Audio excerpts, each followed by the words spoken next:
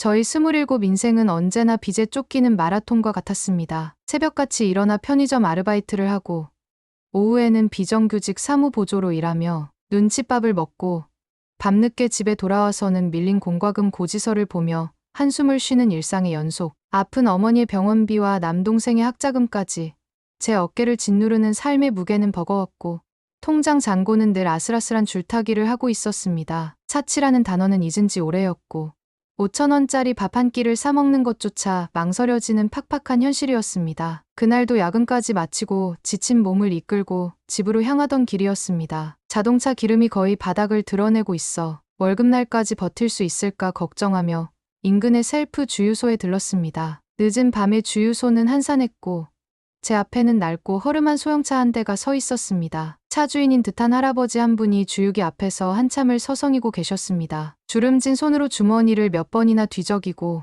기계를 눌렀다 취소했다를 반복하는 모습이 어딘가 불안해 보였습니다. 뒤에서 기다리는 차들이 하나둘 늘어나자 조급한 경적 소리가 밤 공기를 날카롭게 갈랐습니다. 보다 못한 제가 차에서 내려 다가가자 할아버지는 당황한 얼굴로 저를 쳐다보셨습니다. 어르신, 무슨 문제라도 있으세요? 저희 물음에 할아버지는 멋쩍게 웃으며 말했습니다. 아, 미안합니다. 2만 원어치만 넣으려고 했는데 지갑을 보니 현금이 5,000원이 모자라네요. 카드는 정지를 시켜놔서 남루한 옷차림과 곤란함이 역력한 그의 표정에서 고단한 삶의 흔적이 느껴졌습니다. 문득 시골에 계신 제 할아버지가 떠올라 마음이 짠해졌습니다. 제 지갑 사정도 넉넉지 않았지만 이 어르신의 곤경을 외면할 수는 없었습니다. 어르신, 제가 5,000원 보태드릴게요. 괜찮습니다. 저는 망설임 없이 지갑에서 5,000원짜리 한 장을 꺼내 할아버지께 건넸습니다. 할아버지는 극구 사양했지만 저는 괜찮다며 기계에 돈을 대신 넣어드렸습니다. 주유를 마친 할아버지는 제게 연신 고맙다고 허리를 숙이며 이 은혜는 꼭 갚아야 한다고 제 손을 붙잡았습니다. 그리고는 꼬깃꼬깃한 수첩과 몽당 연필을 꺼내 제 계좌번호를 알려달라고 고집을 부렸습니다. 돌려받을 생각은 추호도 없었지만 어르신의 성의를 무시할 수 없어 무심코 계좌번호를 불러드렸습니다. 할아버지는 떨리는 손으로 제 번호를 수첩에 정성껏 옮겨 적고는 다시 한번 고맙다는 인사를 남기고 차를 몰아 주유소를 떠났습니다. 저는 그 일을 금세 잊어버렸습니다. 고된 제 인생에서 스쳐 지나간 수많은 작은 사건 중 하나일 뿐이었습니다. 문제는 다음 날 아침에 일어났습니다. 출근 준비를 하며 무심코 스마트폰으로 은행 앱을 켰을 때 저는 제 눈을 의심해야 했습니다. 제 통장 잔고를 나타내는 숫자가 비현실적으로 길어져 있었기 때문입니다. 동그라미가 너무 많아 한 번에 몇 자리 숫자인지 가늠조차 되지 않았습니다. 한 자리 한 자리 저는 숨을 멈추고 숫자를 세어 내려갔습니다. 50억, 믿을 수 없는 금액이었습니다. 어젯밤까지만 해도 10만 원 남짓이던 제 통장에 50억 원이라는 거액이 찍혀 있었습니다. 순간 머릿속이 하얗게 비었습니다. 시스템 오류이거나 누군가 장난을 친 것이라고 생각했습니다. 앱을 껐다 켜고 휴대폰을 재부팅했지만 잔액은 그대로였습니다. 심장이 미친 듯이 뛰기 시작했고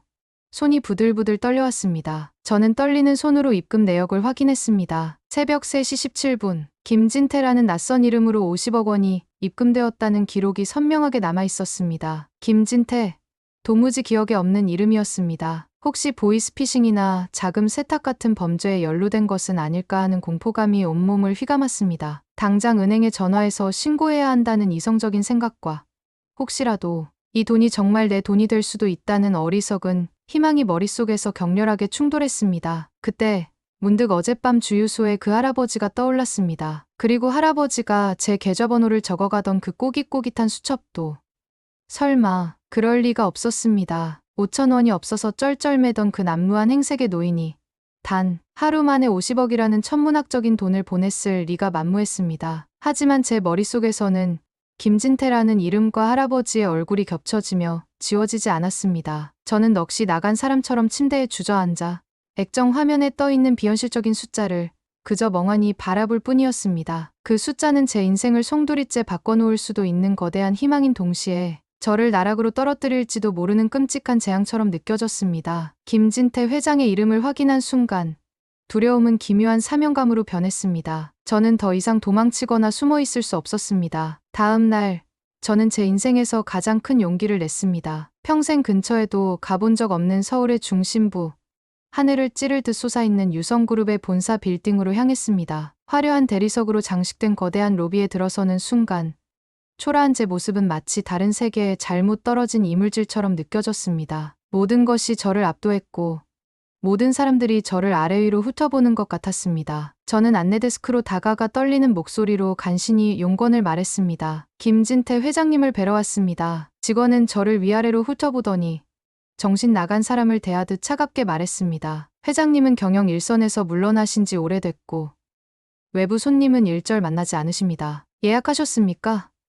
예약 같은 것이 있을 리 만무했습니다. 제가 우물쭈물하는 사이 직원은 다른 곳에 시선을 돌리며 저를 없는 사람 취급했습니다. 이대로 쫓겨날 수는 없었습니다. 저는 마지막 지푸라기라도 잡는 심정으로 외쳤습니다. 어젯밤 주유소에서 5,000원을 빌려 가신 분께 그 돈을 돌려드리러 왔다고.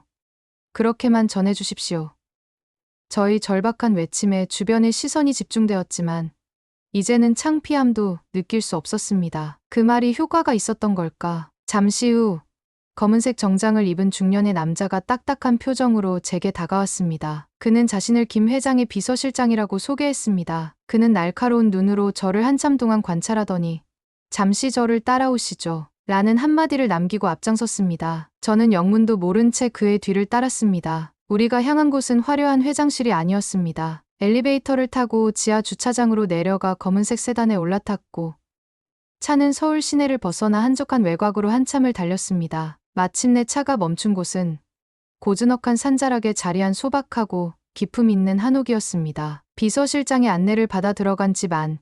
대청마루에는 한 노인이 가부좌를 틀고 앉아 조용히 차를 마시고 있었습니다. 어젯밤 주유소에서 만났던 그 할아버지, 김진태 회장이었습니다. 남루한 옷차림 대신 단정한 한복을 입고 있었지만 그 모습은 오히려 수십억짜리 명품으로 치장한 재벌 총수보다 훨씬 더 큰 위엄과 무게감을 느끼게 했습니다. 저를 발견한 그는 찻잔을 내려놓고는 희미하게 웃으며 말했습니다. 결국 찾아올 줄 알았소. 앉으시오. 그의 목소리는 더 이상 어눌하거나 불안하지 않았습니다. 낮고 차분했지만 사람의 마음을 꿰뚫어 보는 듯한 힘이 실려 있었습니다. 저는 그의 맞은편에 무릎을 꿇고 앉았습니다. 그리고는 제가 밤새 고민했던 말을 꺼냈습니다. 회장님, 저는 이 돈을 받을 수 없습니다. 이건 분명 무언가 잘못된 겁니다. 제발 돈을 다시 가져가 주십시오. 제 말에 그는 껄껄 웃음을 터뜨렸습니다. 잘못된 것이 아니라오. 그 돈은 이제 당신 것이 맞소. 그는 새로운 찻잔에 따뜻한 차를 채워 제게 건네며 기나긴 이야기를 시작했습니다. 나는 평생 돈을 벌었소. 그리고 그 돈 때문에 우는 사람,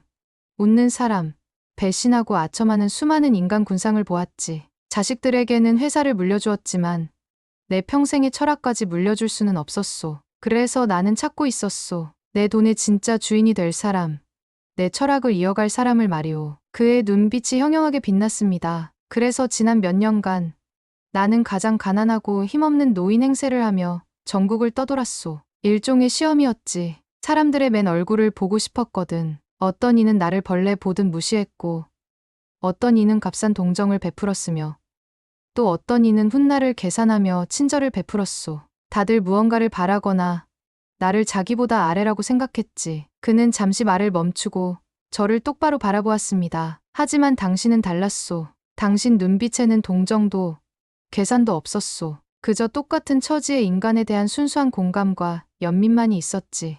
야근에 지쳐 보였고 당신의 차도 넉넉한 형편의 것은 아니었소. 그런 상황에서 망설임 없이 매민 그 5,000원이야말로 내가 평생 찾아 헤매던 진심이었소. 저는 할 말을 잃었습니다. 고작 5,000원의 친절이 한 사람의 인생을 건 거대한 시험의 마지막 관문이었다는 사실을 도저히 믿을 수가 없었습니다. 그 50억은 내 전 재산의 일부지만 이 시험을 위해 내가 따로 떼어놓은 내 철학의 전부여. 그 돈으로 호의호식하며 살아도 좋소. 하지만 내 바람은 당신이 그 돈으로 당신이 내게 보여주었던 것과 같은 계산 없는 선해를 세상에 더 널리 퍼뜨려 주었으면 하는 것이오. 김진태 회장은 자리에서 일어났습니다. 이제 선택은 당신의 몫이오. 그 돈의 주인이 되어 새로운 삶을 살 것인지 아니면 모든 것을 없던 일로 하고 어제의 삶으로 돌아갈 것인지 누구도 당신을 비난하지 않을 것이오. 그는 그 말을 남긴 채 저를 홀로 남겨두고 조용히 안채로 들어갔습니다. 저는 텅 빈 대청마루에 홀로 앉아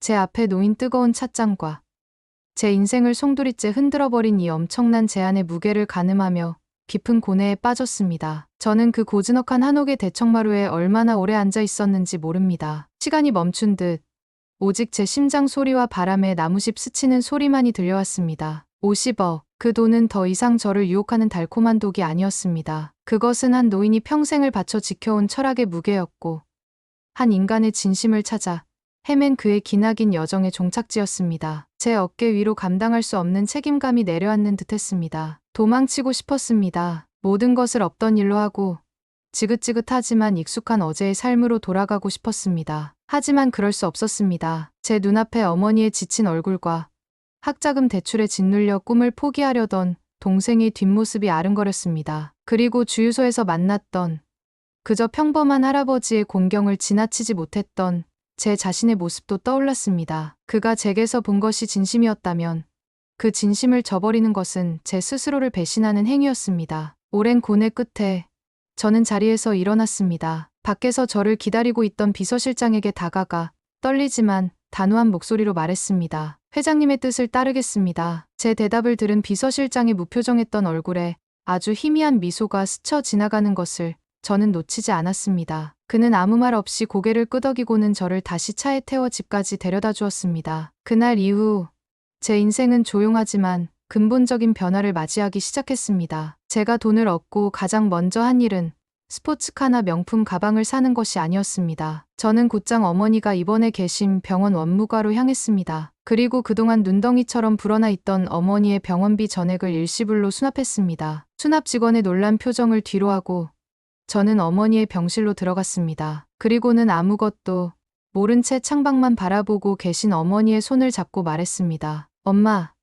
이제 아무 걱정하지 마. 내가 다 해결했어. 다음으로는 동생의 대학교에 연락해 남은 학자금 전액을 상환했습니다. 며칠 뒤 동생에게서 전화가 걸려왔습니다. 수화기 너머로 동생은 말을 잇지 못하고 한참을 울기만 했습니다. 그 울음소리를 들으며 저는 50억이라는 돈의 무게가 조금은 다르게 느껴지기 시작했습니다. 그것은 누군가의 눈물을 닦아줄 수 있는 따뜻한 손수건이 될 수도 있다는 것을 깨달았습니다. 저는 다니던 회사에 정중하게 사직서를 제출했습니다. 그리고 가족들과 함께 볕이 잘 드는 조금 더 넓은 집으로 이사했습니다. 궁궐 같은 저택은 아니었지만 어머니가 편히 휠체어를 타고 다닐 수 있고 동생이 마음 편히 공부할 수 있는 방이 있는 안락하고 평화로운 보금자리였습니다. 제 삶을 짓누르던 최소한의 생존 문제가 해결되자 저는 비로소 김진태 회장이 제게 남긴 진짜 숙제를 마주하게 되었습니다. 계산 없는 선의를 세상에 퍼뜨려달라는 그의 유언과도 같은 부탁. 저는 서점에 가서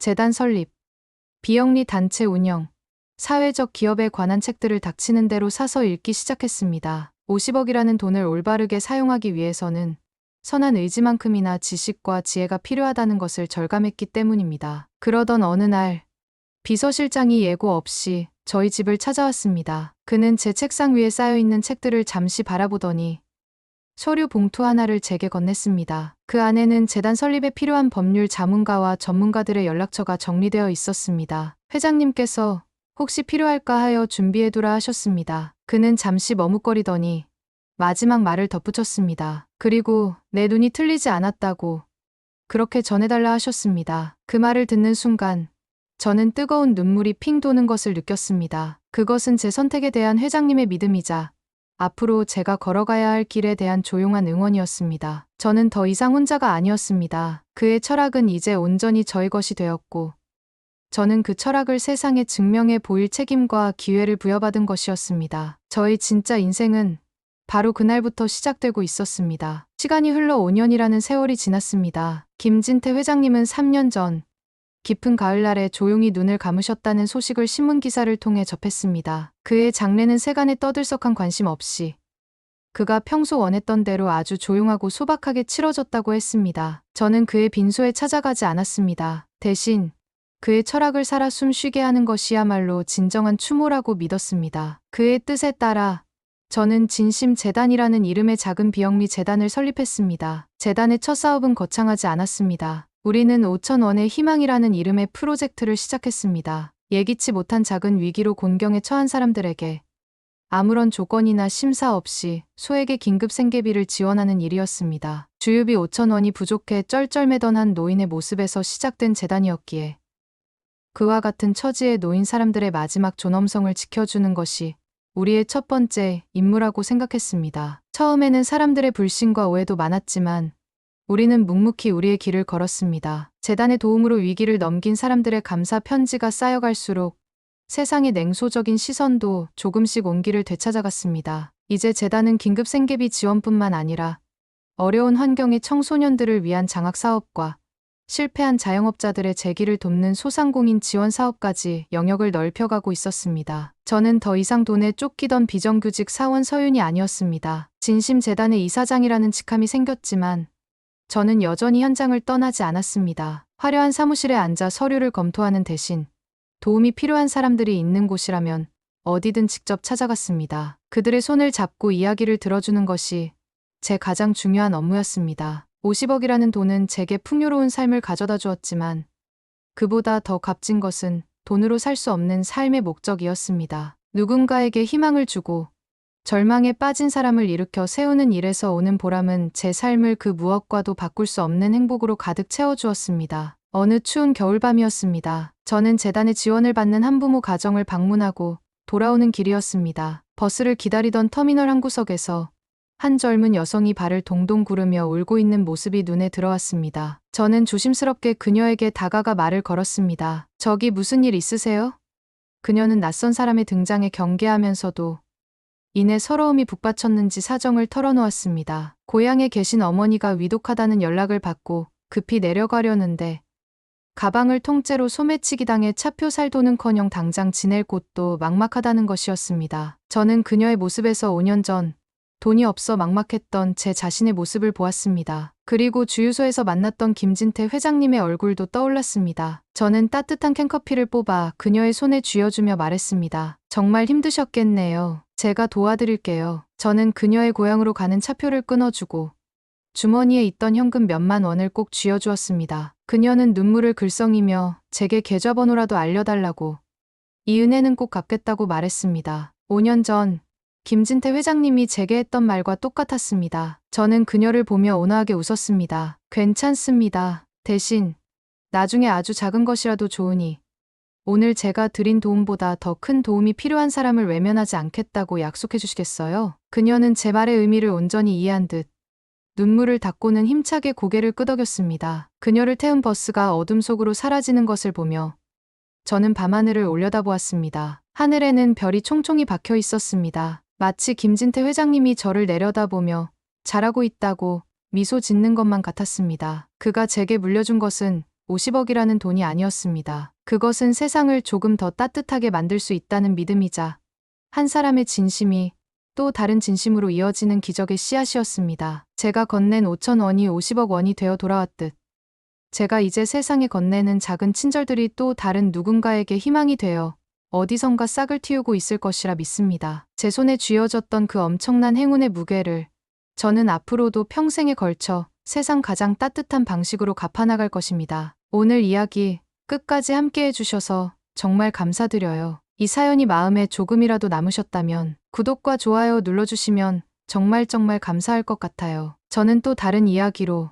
다시 찾아올게요. 지금까지 이수아였습니다.